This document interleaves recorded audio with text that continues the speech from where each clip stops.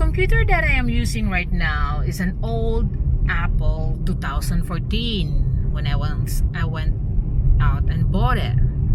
It's now 6 years old, but lately it seemed to be slowed down suddenly.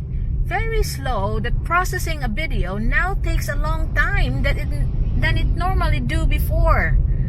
So that's what the reason why that I'm trying to get my video into small, like not the long videos that I used to do. So it's gotta be one topic per video. It seems like to me that Apple have done something like downloading itself to make it slow. And as you know, most of you that followed me, that I am planning to buy the new 16-inch MacBook Pro, paid of course by, old B, due to our bet before.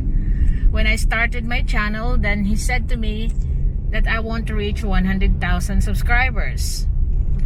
So now, as you know, you can even see yourself that it's getting near there.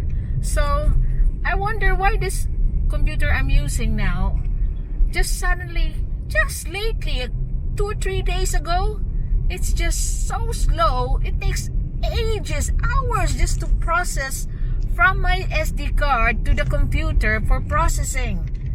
And the internet's not helping as well lately. Now with this problem, I'm contemplating on moving to Windows. The reason why I make this video is I want to make sure that I'm doing the right decision.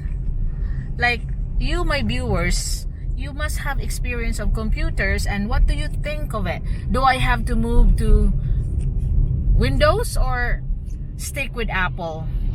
I welcome all your inputs for this video about your experiences with your computers, and please help me on what do you think will be a better choice for me. An Apple computer again, or I'll move to Windows. So this is that video all about it. Do I move to Apple, or I